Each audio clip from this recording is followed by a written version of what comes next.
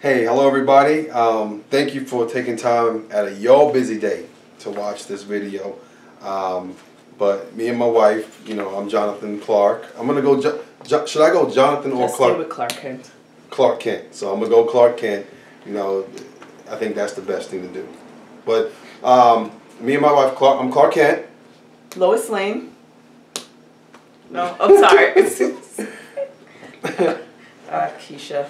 Don't have a fancy name to go behind it. And that's what I'm saying. I didn't want to have a fancy name. I just wanted, because this right here is going to be real. It's going to be real powerful. It's going to be a really powerful video series that we're doing.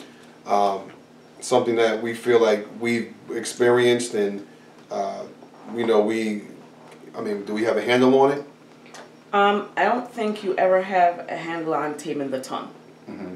And the reason that I got this book, Taming a Powerful Emotion, Anger, by Gary Chapman, it's because we don't realize we have picked up habits that our parents have picked up from their parents, and going on and on and on. And you don't want to get angry. And I say you don't want to because in retrospect, you regret getting angry or haven't gotten as angry as you did with a certain person or your wife or your husband or your child. And for me, it's really squashing it. It's really stopping it and not having that generational continue with my kids getting angry and out of control anger. Right. So I got the book. I was reading a podcast about anger and controlling it, trying to control it. But to do so, we have to understand where the root of it lies. Mm-hmm. Why are we getting angry? What causes us? What would make you get angry at something that I wouldn't get angry at? Well, I know, and shout out to my pastor, Pastor John, Sword of the Spirit Ministries. One time I called him and I was like, I felt like it's something that I'm dealing with in my life, anger, accountability. So I tried to call him up and talk with him, and he said, listen, write down everything that makes you angry.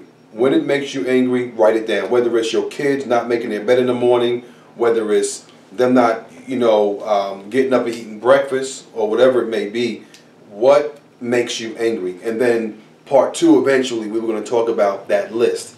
And the enemy creating obstacles in my life, never got around to following up with him about that. So, the littlest things can make somebody angry. And so with all that being said, why don't we first shout out the author of the book, give them their props. Oh, you did already? Yeah. She started to whisper. She just whispered just now. She's like, I did. A powerful emotion.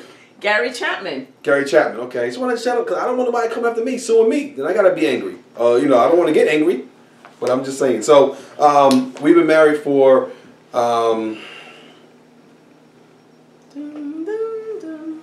years.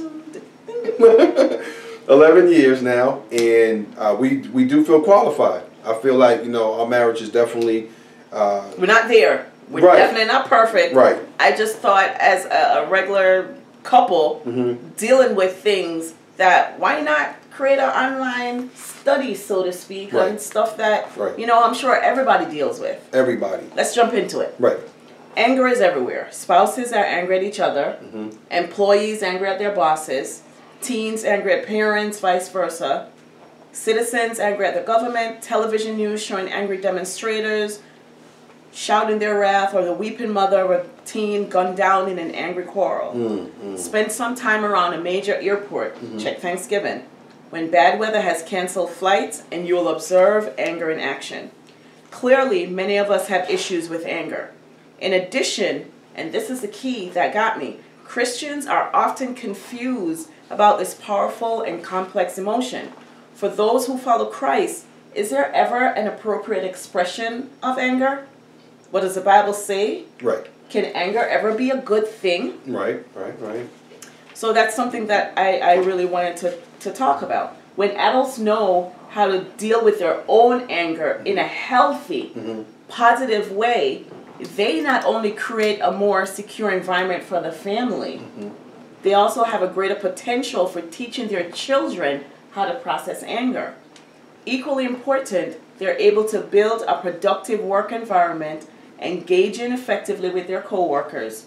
When adults have not learned to process their anger, marital and family turmoil usually results and sometimes spilling over at work and other settings. Well, I would agree with that. I would agree with that because I know a lot of times if me and my wife, we get into a conflict, yelling match, whatever it may be. And in this series, it's not about trying to be perfect. It's about being transparent, and then we can learn how to tackle the obstacle known as anger.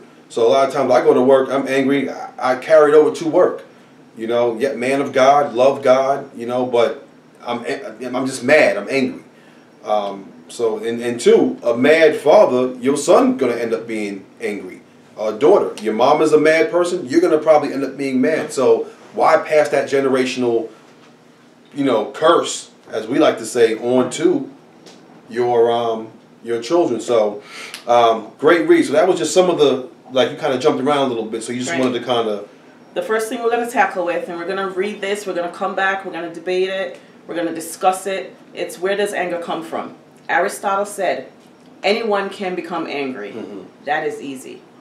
But to be angry with the right person at the right time and for the right purpose and in the right way, mm-hmm. that is not within everyone's power, and that is not easy. Right. I mean, Jesus did go into the temple, turn over tables. He got angry, and that's where we have to get to the root of. Where does anger come from? Okay. Well, we have our handy dandy notes here. We wanted to at least leave you with something to chew on. First video we wanted to introduce ourselves of Clarke Kent, Lois Lane, I guess she's gonna go by. It's cool with me. But we wanted to, just qualify ourselves, like saying, well, why are we on the camera? Because we've been there. We're going through it. We experienced it. 2 weeks ago, we've experienced anger, yelling, but we said, God, help us while we help others. So we have our handy dandy notes here. This is going to be known as my handy dandy notepad. And because I forget sometimes. But we have a couple of verses that we can leave you guys with, you ladies with, sons and daughters, etc. So why don't we get into, I guess, the first Bible scripture, which would be Proverbs 15:18. It says, a hot-tempered man stirs up strife, but he who is slow to anger quiets contention. I see that. I like that one. I see that one. Read it again. A hot-tempered man stirs up strife. Hot-tempered, strife. But he who is slow to anger quiets contention. And that's true. Fellas, I know you can relate to this. A lot of times you can be dead right, but the minute you get hot-tempered, that's it. That's it. You're wrong. You're wrong. He's getting upset. That's it. You're wrong. So, next verse, Proverbs 14:29. Whoever is slow to anger has great understanding, but he who has a hasty temper exalts folly, foolishness. I see that. I definitely. Slow to anger, great understanding, because you're not hot-tempered. Right. You're understanding the root of what is making you upset. I understand. Making you angry. I understand. I like that one. I definitely understand. Okay, this is the one Bible scripture that I cannot pronounce, but Ecclesiastes 7 verse 9 says, "Be not quick in your spirit." That's where it starts, in your spirit, to become angry. For anger lodges in the bosoms of fools. Lodges there. You ever got something stuck between your teeth? And you just can't get it out? Yeah. It lodges in there. That's disgusting. But when mom holds a baby in the bosom, when you see a baby there, it's like, you don't want to hold anger like a baby, right? Coddling it. Coddling. Coddling it. Anyway, don't want to drag it out. Okay. But the scripture we want to leave you with, to really start the series off with, and to get this thing rolling off the right way for the first, take per se, if you want to say take, whatever, is James 1 verse 2. All right. Count it all joy, my brothers, right, when you meet trials of various kinds. For you know that the testing of your faith produces steadfastness. And let steadfastness have its full effect, Mm-hmm. that you may be perfect and complete, lacking in nothing. Right. So I'm going to take from that, I'm going to take, trials of various kinds. Anger is a trial, but count it all joy. So this week right here for this first video, what we want the people to do, are you pointing to that? Or you just kind of do your thing? Okay, I thought I was supposed to read that. But what I want you to do is I want you to chew on James 1 verse 2. Let's start chewing on James. You're right. So what we'll do is this will be like a bundle, like a value It's like meal. a package deal. Like a package deal. So the book, Anger, and then we have the book of James, and that's what we're going to do. We're gonna put them together. We're gonna bundle it all together. We're gonna come back and discuss, where does anger come from? Thoughts, Right. comments.